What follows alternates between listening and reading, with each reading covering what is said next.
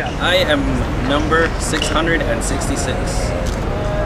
Growing up undocumented in Los Angeles, it's quite a unique experience because you get to see the world from a different lens. Growing up, one of the other things I did a lot too was read a lot of comic books, watch a lot of cartoons. When I first got here to this country, I was 7 years old. The first thing I started to do was watch The Simpsons. And watching The Simpsons, I would watch it on SAT, you know, and they'd be speaking in English and I'd be reading this stuff in Spanish.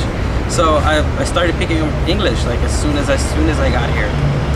And it's ironic that with The Simpsons, the show is so well written that there's so many inside jokes, so much historical info, just parodies of movies and popular culture, that all of that started just being an integral part of who I am.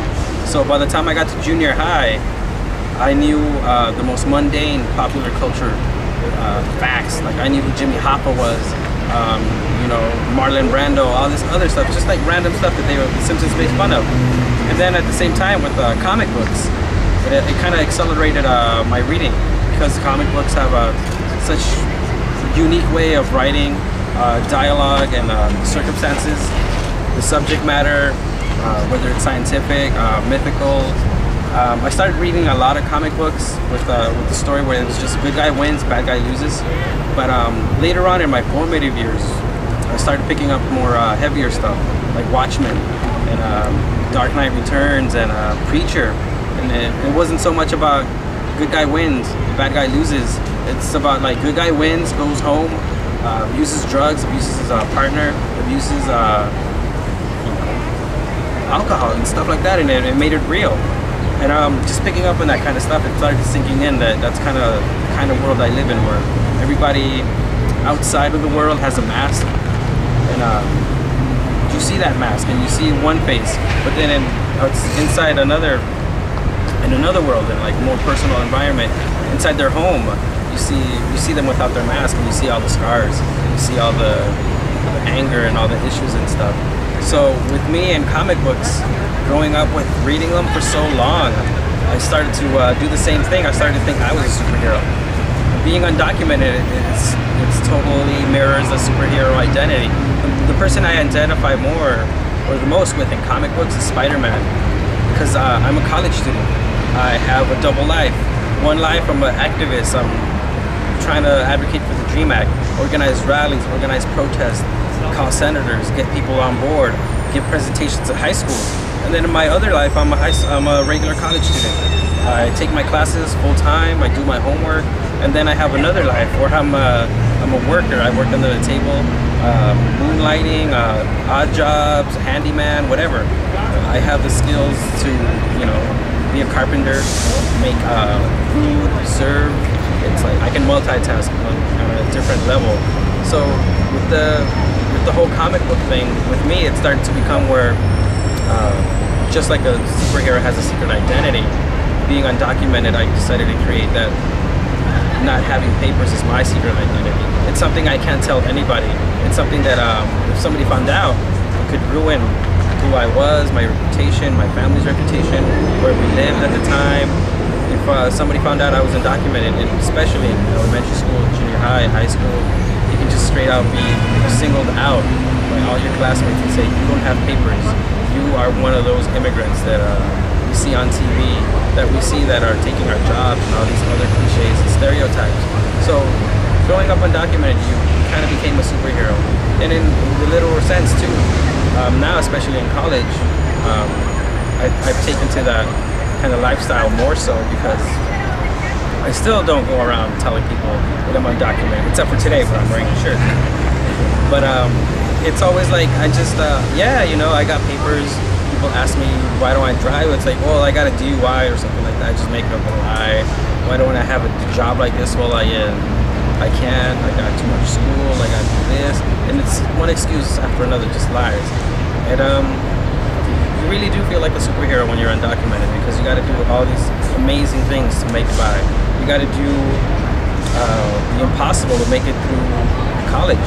And then after college, you got to go one more level up from that and try to make it through the master's program. You know, get the master's degree. You feel you can do it. And I know I could do it. It's just a matter of finance. When I graduate from wherever I graduate from, I'm going to pursue my master's degree. And the financial thing is always in the back of your mind. Can you do this? Can you afford it? And I have friends who are citizens and they're already struggling to do it. So how can I do it with I have to do everything the hard way and go make the biggest U-turn ever. So with being undocumented, you learn to become a superhero. You learn to do the impossible, and with the help and the support of everybody else. That's one of the only reasons we're able to do what we do, because we have such a close network. And once you're undocumented and you tell that to somebody else, it's like you automatically have that kinship and that bond. It's like, you know what it's like to be like this. You know what it's like to do that.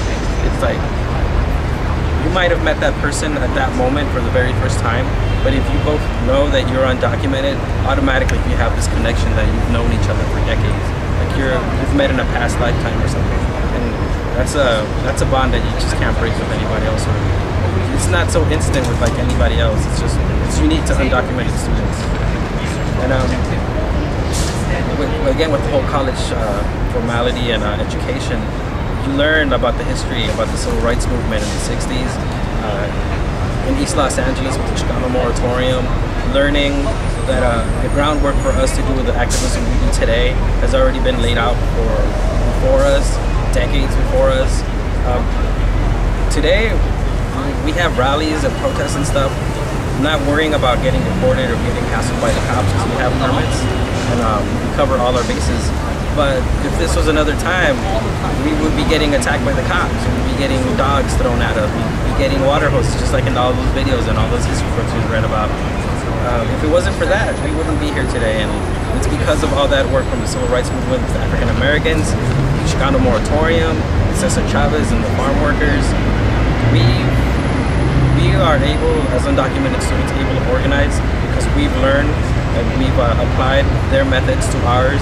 And it's just one singular struggle where even though today the face of civil rights and activism is undocumented individuals and immigration, 10 years from now, 20 years from now, it might be something else.